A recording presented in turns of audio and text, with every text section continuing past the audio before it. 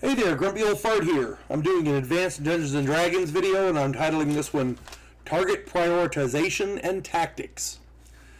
I recently saw a video on YouTube where the guy was trying to impart quality knowledge about the 5e combat system, particularly about which enemy combatant to target first.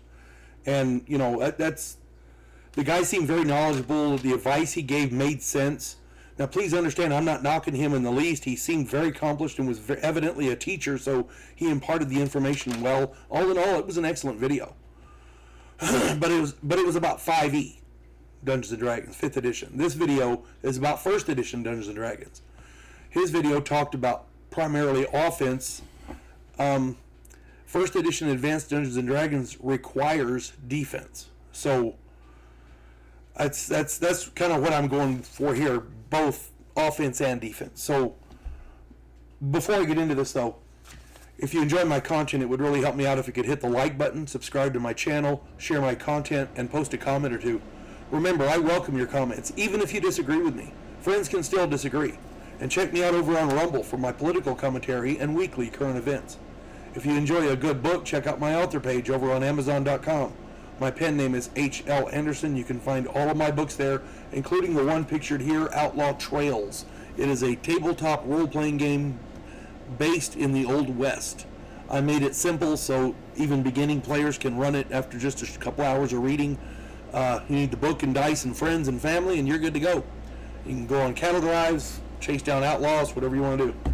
It's all there, and it's really fun. I'm running it with my friends in our gaming session kind of once a month, I think, so far. We have a lot of games going on. At any rate, hope you get it and hope you like it. All right. In the video I talked about, he was talking about target prioritization. He named it something different, but that's basically what it was.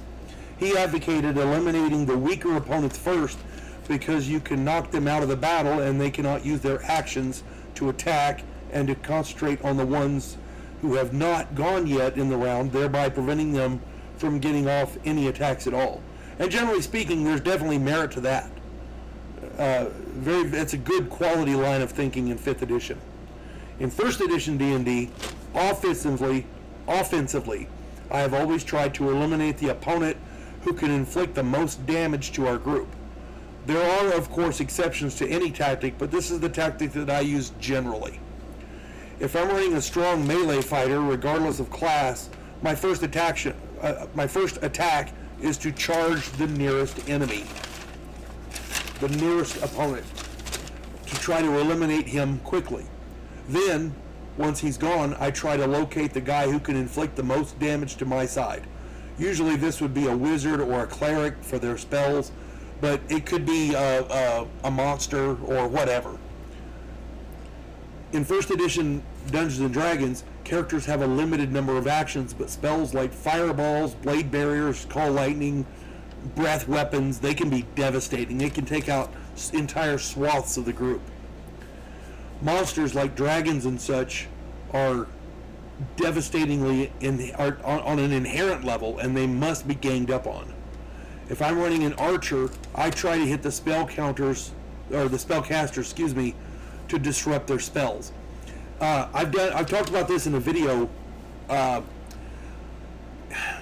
If a spellcaster has a spear stuck in his chest or arrows stuck in him, it makes it very difficult to cast spells, because that requires like the utmost in concentration. Spellcasters are literally reweaving reality with their spells. So if you have a sharp object with a beveled edge stuck in your chest, it makes it difficult. That's all I'm saying. In the game, if a spellcaster is casting a spell and he gets hit with an arrow, he has to make a savings throw in order to continue casting. Otherwise, he loses the spell. You see the advantage there? Archers can be devastating to spellcasters. If I'm running a wizard, I try to find groups of bad guys clumped together in formations, for example. They make prime targets for fireballs and the like. If I can eliminate or really injure massed groups of the enemy, it makes it easier for our fighters to get in there and mop up. excuse me, if I'm running a thief or an assassin, I disappear into the shadows to locate the opposing leader. If I can eliminate him, many of his followers may lose heart. A retreating enemy is just as good as a defeated enemy. If I'm running a cleric, I try to protect our spellcasters to allow them to target key opponents. Barring that, I try to heal friendlies and kill opponents. It's pretty basic there. As far as defensive tactics goes, there are a number of things that players can do to increase their survivability. I did an entire video on survivability. Go check that out. First off, maintain your intervals. Stay spaced apart so one fireball cannot hit multiple party members. 2. Always travel near cover whenever possible. Being caught out in an open field by hidden archers is a quick way to get to meet your deity. 3. Should combat break out, immediately distance yourself from the party. Some bad guy is going to target them, and you guarantee a fireball is on its way. My initial charging tactic serves this function well, because it gets me over by the bad guys. He can't use a fireball if it's going to hit his guys as well, or at least generally. Some bad guys are just heartless, but you never know. But at least if he's hitting me with a fireball, he's also hitting his guys. You see what I'm saying? Always be ready for combat. Have a weapon in hand, spear, axe, etc. Never put your bow up. Always have it in your hand. Always have offensive spells memorized. Spellcasters should have defensive spells in effect whenever possible, such as Stone Skin or other protective stuff. In 1st edition Dungeons & Dragons, Stone Skin lasts until you use it.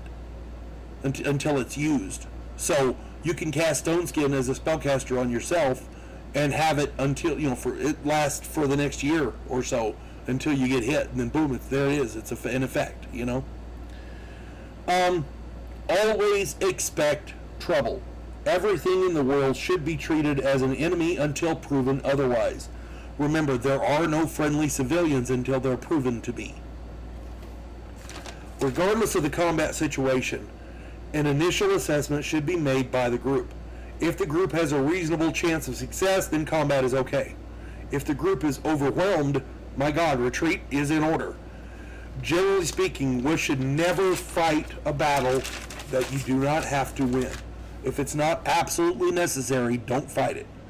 Groups who attack every potentially hostile force, regardless of size or necessity, are just asking for a TPK. Total party kills are not good.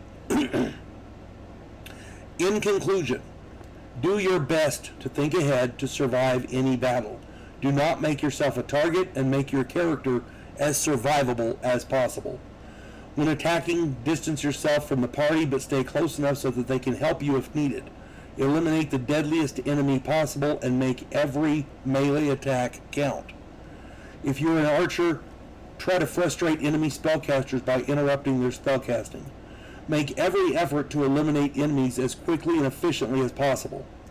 Wizards need to use area of effect spells to thin the herd quickly and efficiently. Make sure not to accidentally hit your own party members, though. That's an old standby in the joke in the gaming community. The wizard who casts fireball and the enemy that's in melee combat with the group. Yeah, that's never good. If shit goes south, remember that fear is an acronym. Fuck everything and run. Survive the battle. Period. You can always come back and make up for it later. Again, I'm not trying to tell you how to play your games, but this is sound advice that works well for me. I've been doing this for 50 years. 50 years. Damn, I'm old. I'm trying to help the newer players understand and survive a little better. And a lot of this can be transferred to the newer games, but their combat system is different, so don't take that verbatim. I hope this finds everybody well. You folks have a good one. God bless one and all.